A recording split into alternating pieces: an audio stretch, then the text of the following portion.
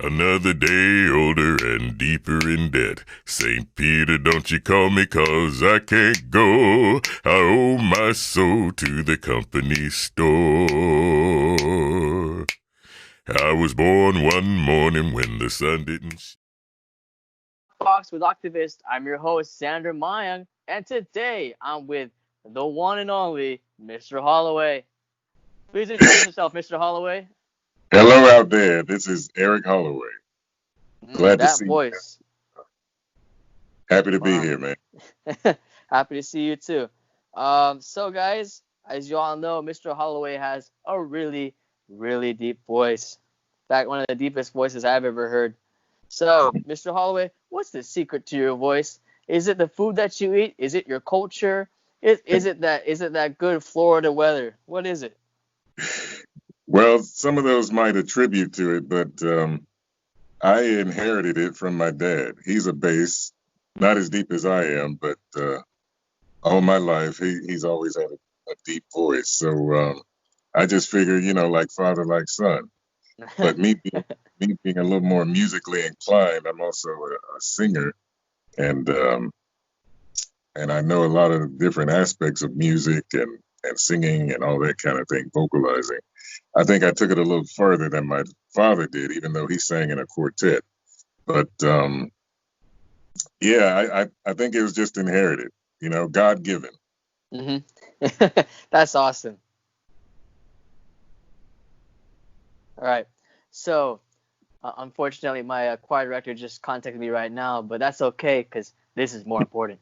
All right. So, Mr. Holloway, what makes a bass? So, in your mind, when someone says, I'm a bass, and they're not a bass, they're really a tenor, and that probably happens a lot to you. Yeah. What makes a bass? Well, for me, if you look at any musical scale or piano scale, it'll take the notes down the scale from high to low. And there are certain sections within that scale that determine soprano 1 2, alto 1 2, tenor 1 2, baritone 1 2, bass 1 2, and then at the bottom you have octavist.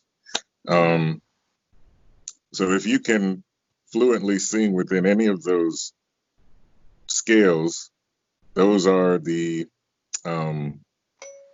that is your vocal range.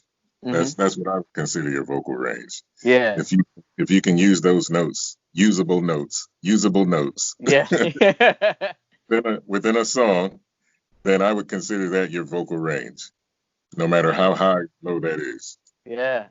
So if you consider yourself to be a bass, then you would fall into that bass range on that scale. Simple as that. Yeah. So knowing you, Mr. Holloway, you probably get a whole bunch of videos of people saying, hey, Mr. Holloway, check out this low note that I sang. And Yeah. it turns out to be what you say, vocal fry. Yeah.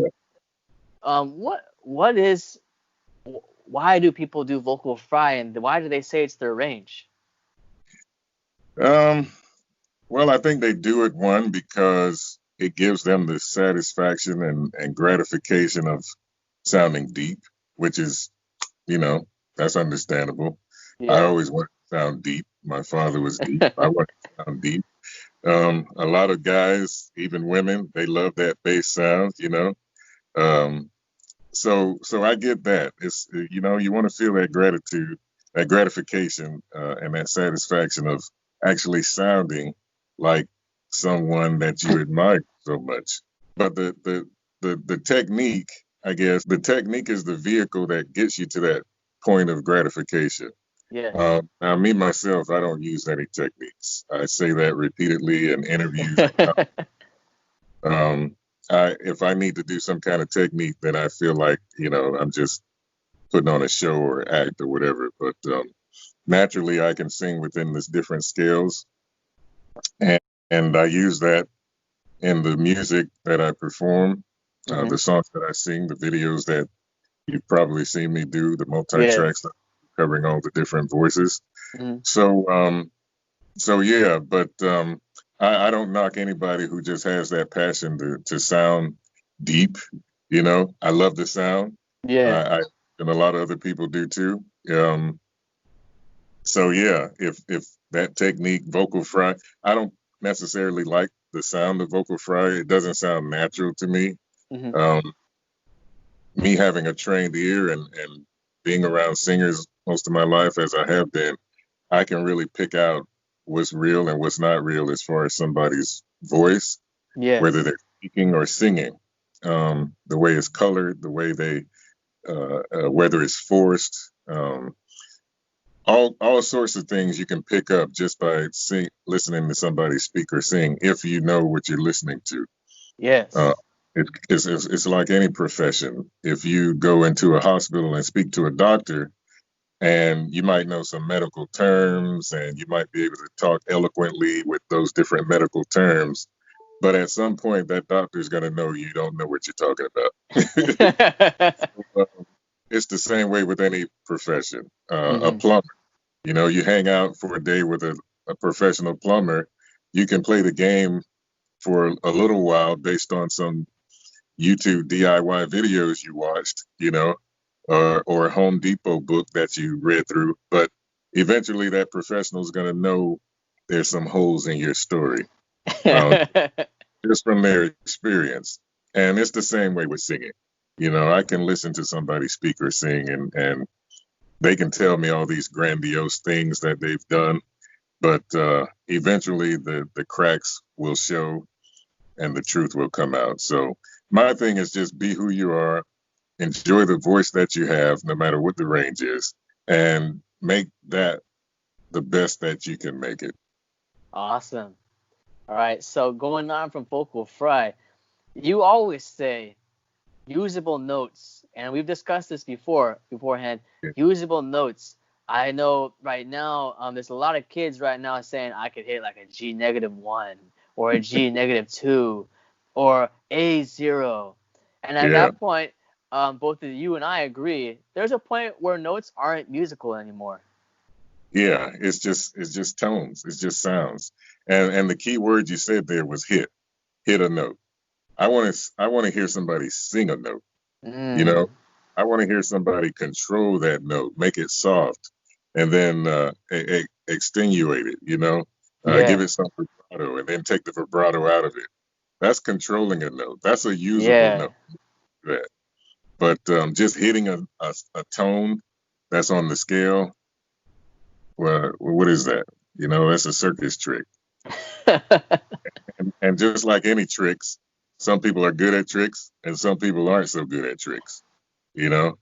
So my question behind that is, okay, why? Why are you doing that?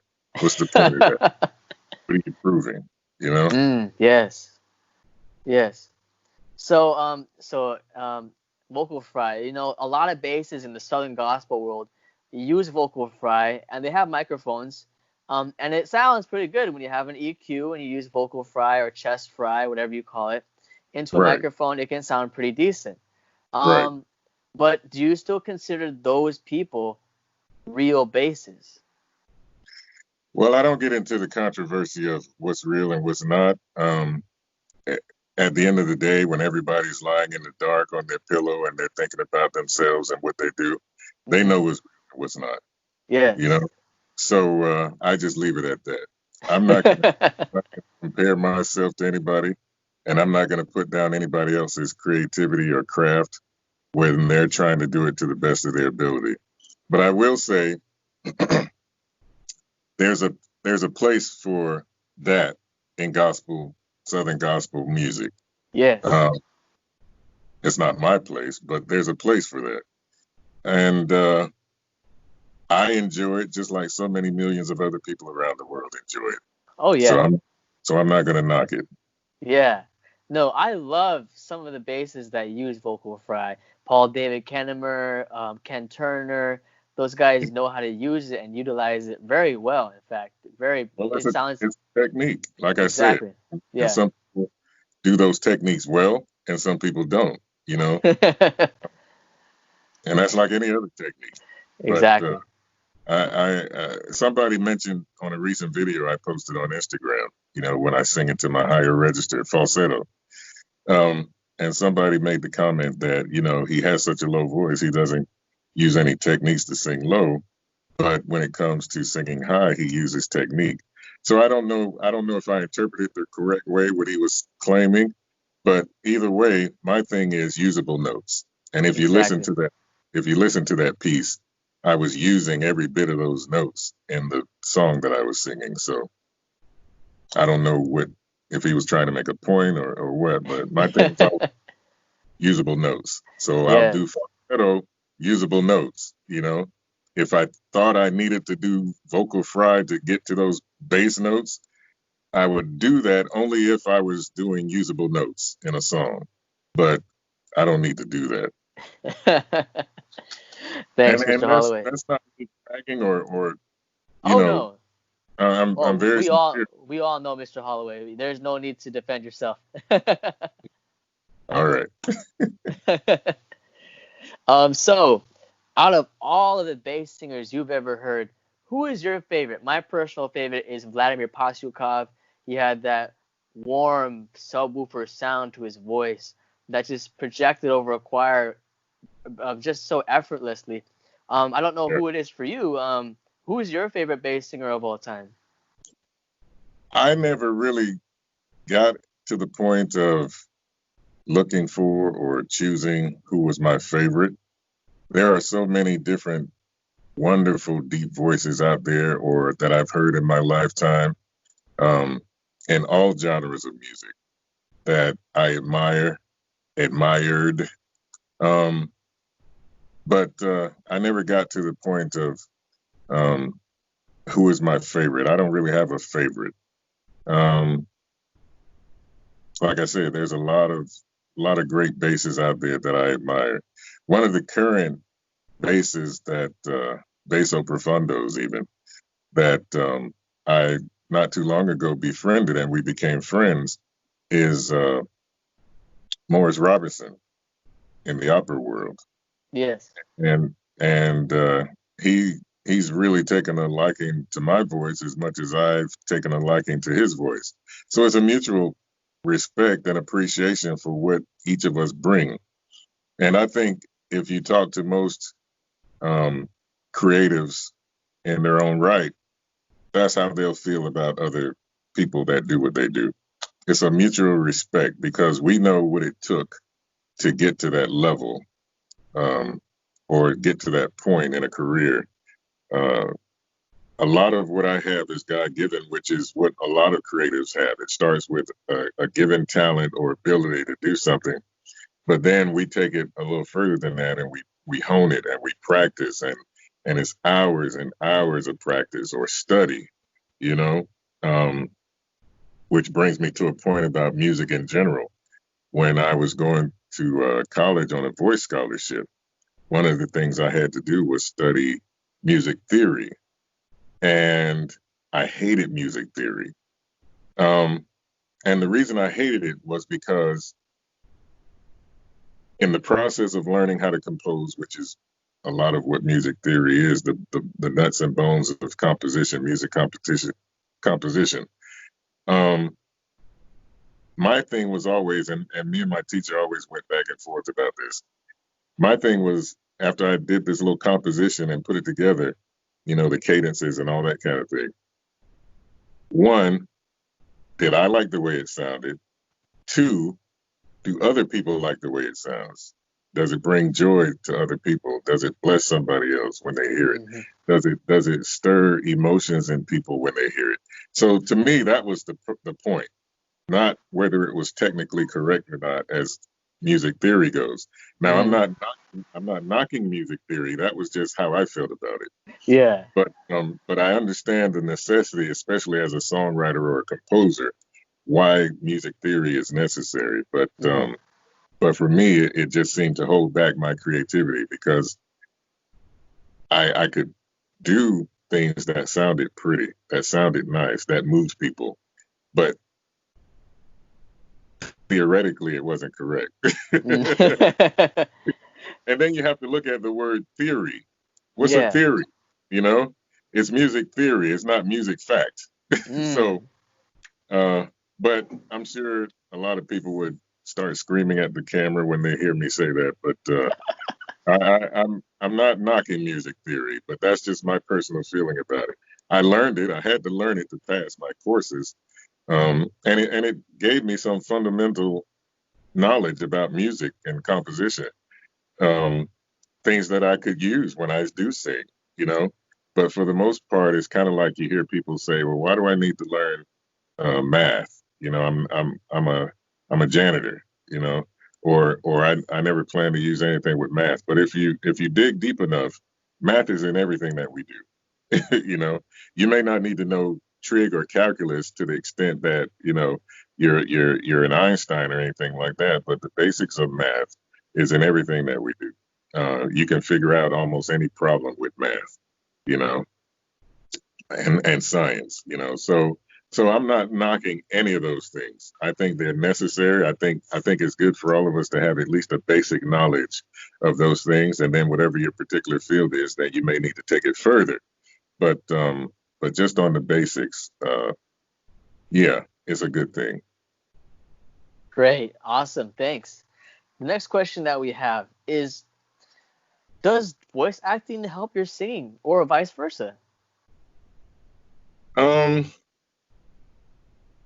Well, I was a singer many years before I was a voice actor, so I would say it's vice versa. I think my singing actually benefited from my voice acting career in the way that music is cadence, speaking is cadence. Yes. There's a musical cadence to speaking, to talking, and my knowledge and understanding of music and singing for all the years that I've been doing it since the age of 5 kind of helped me naturally take that move into voice acting, um, where some people who aren't musical do voice acting very well themselves. But I think it's like a fingerprint. You know, every fingerprint is different among all the billions of people on the planet. Every fingerprint is different. Like they say about snowflakes, there's no two alike.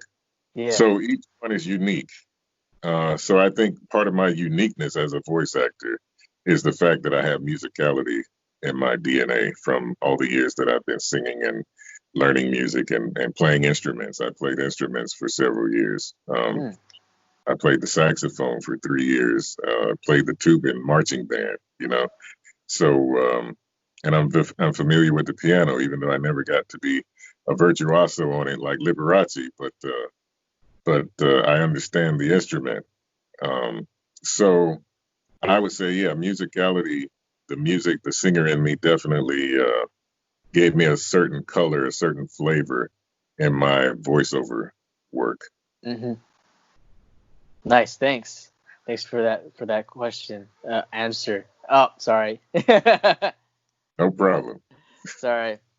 People don't know, if you don't know this, I'm a big fan of Mr. Hollaway. We've already talked a while, but I'm still trying to get this process done, and I'm actually talking with the guy. It's amazing. I appreciate all the support, man. People show me love all the time, and me showing love back is to continue singing and putting it out there. So Amen. it's a two-way street. So I appreciate it. So, Mr. Hollaway, the next question is, how do you project the lowest notes in your chest voice? Is there a process in your mind that goes through your head, or do you just sing? Is that what you do? Yeah, I just open my mouth and sing. There are people out there who understand the mechanics and the biology behind how sound is made and diaphragm and all that kind of thing, projection. I just never got deep into that. Like I said, I started singing when I was 5 years old. So give me some music, give me some words to sing. I open my mouth and I sing. And even going through music theory and all the things I've learned along the way, those things really didn't interest me about how the sound was made. But I'm familiar with that stuff. You just become familiar because that's what you do. Yeah. And once you've been doing it for so long, you learn that stuff. But I never dug into trying to find out the answers to stuff like that. Yeah. Even if I have a question about my own abilities, I'll go to somebody who knows myself better than I do biologically, and they can explain, you know, how I'm able to do the things that I do with my voice much better than I could. Thanks. So the next question that we have is, when you're singing, what got you into octavism, and how did you discover it in the first place? Good question. I am 54 years old. I was born on St. Patrick's Day, March 17th. And I didn't even know what the word octavist was. I never heard of it until about maybe 10 years ago. It was on a comment on one of my YouTube videos that someone called me an octavist. And so me, the way I am, I'm a researcher. So I didn't know if they were calling me a name or what. So I started what an octavist was. You know, I didn't think it was anything bad, but still, I wanted to know what that was. You know, you're calling me an octavist. What is an octavist? So I started researching. And even then, there wasn't a whole lot found on the internet with my research skills about what an octavist was.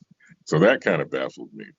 But within those years, I've noticed that it's a lot more common now. A lot more people know what an octavist is now. And a lot more people in the music world that didn't even know what it was 10 years ago or 5 years ago.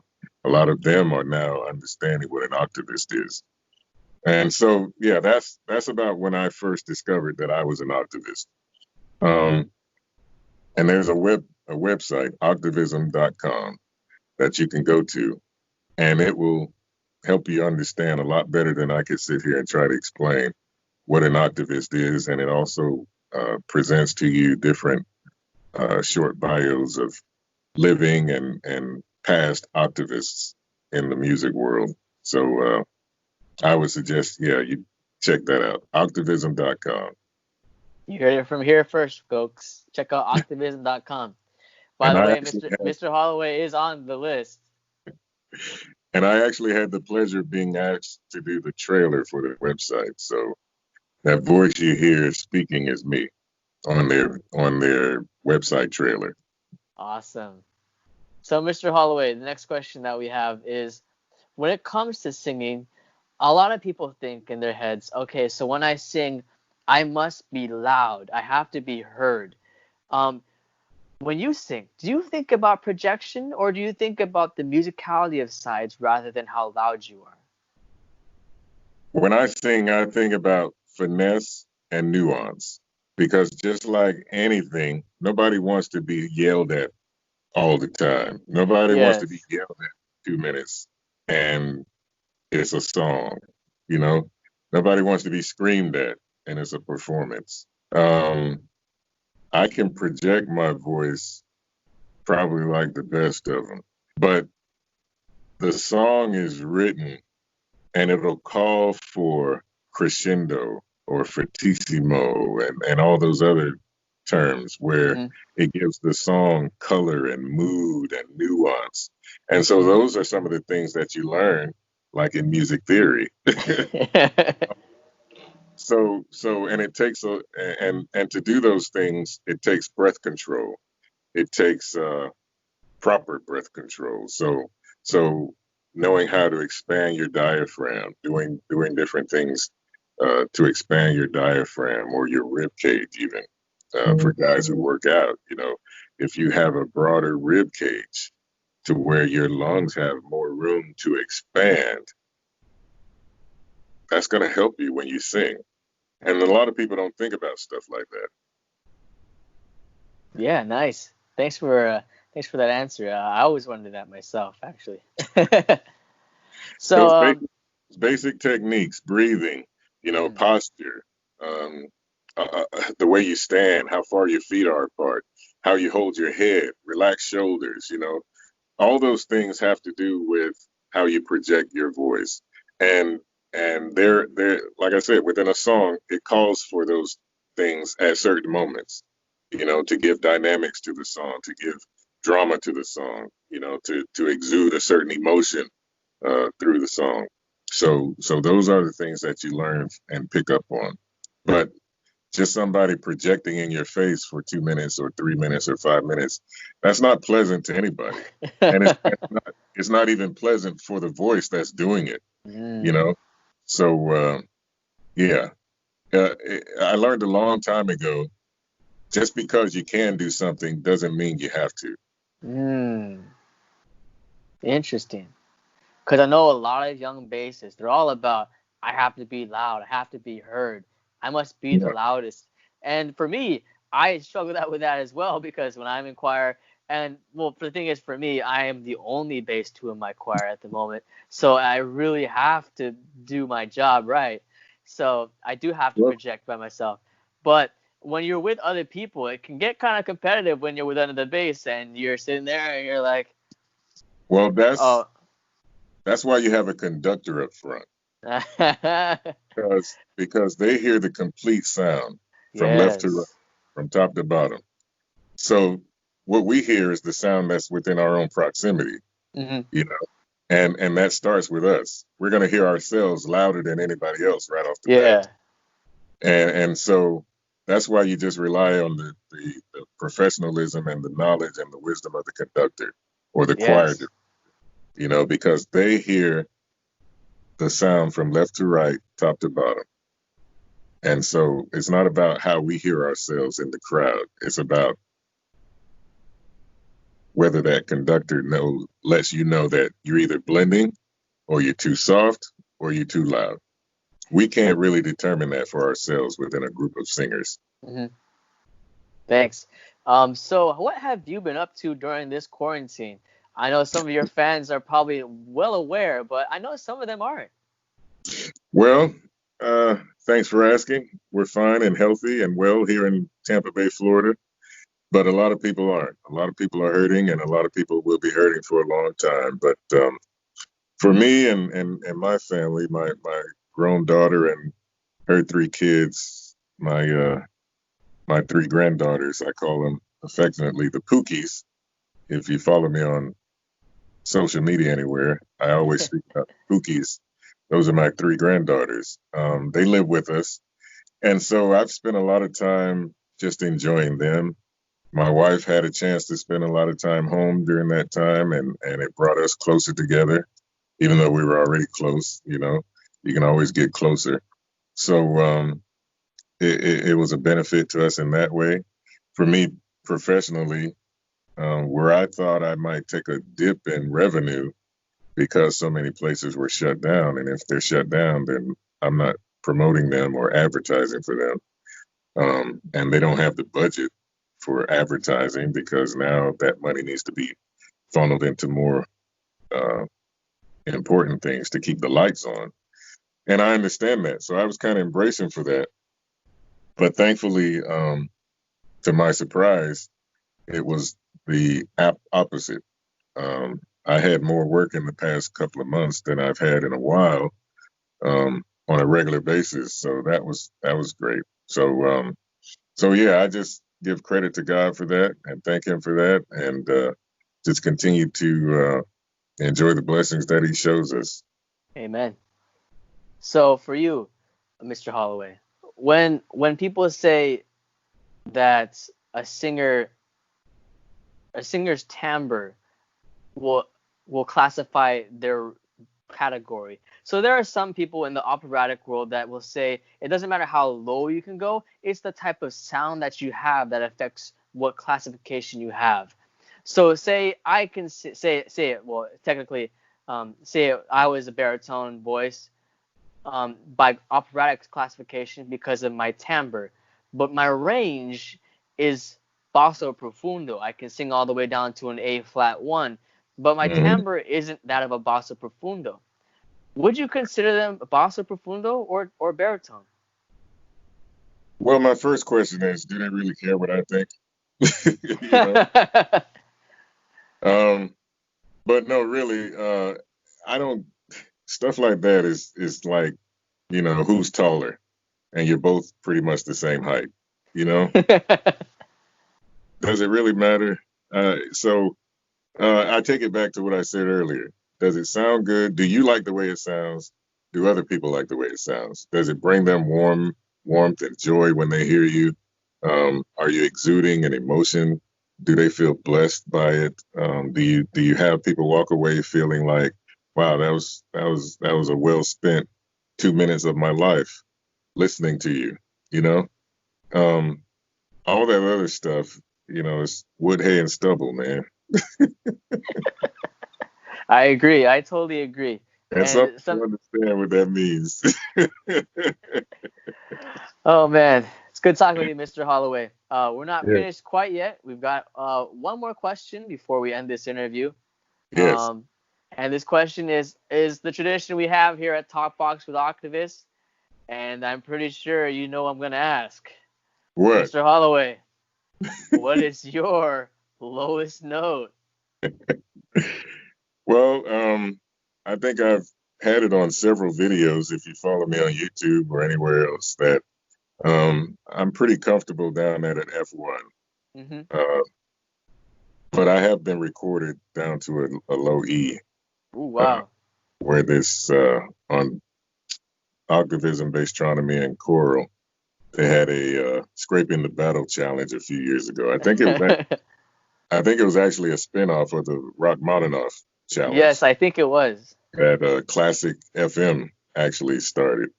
But yeah, there were a few of us who took it a little further, and I threw my name in the hat, and and I sang down to, I think it was an E, a low E. So that's my lowest recorded note.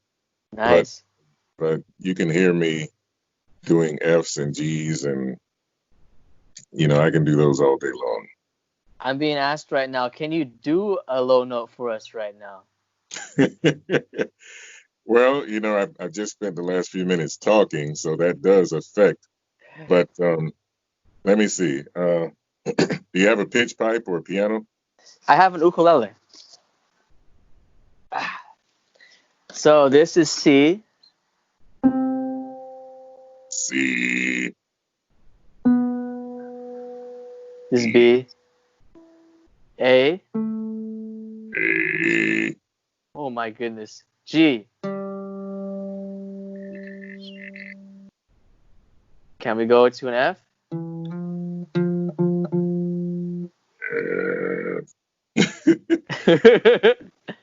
F.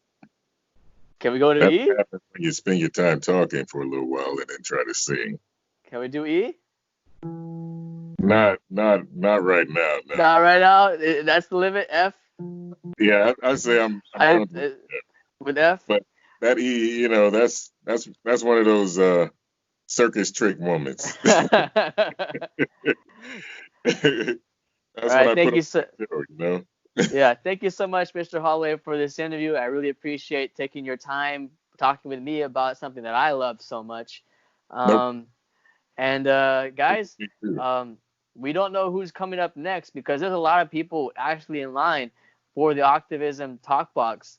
But hopefully we get someone that you want to hear and want to see. And God bless, and I hope you guys have a good day. All right. See you guys. All right. Take care, guys.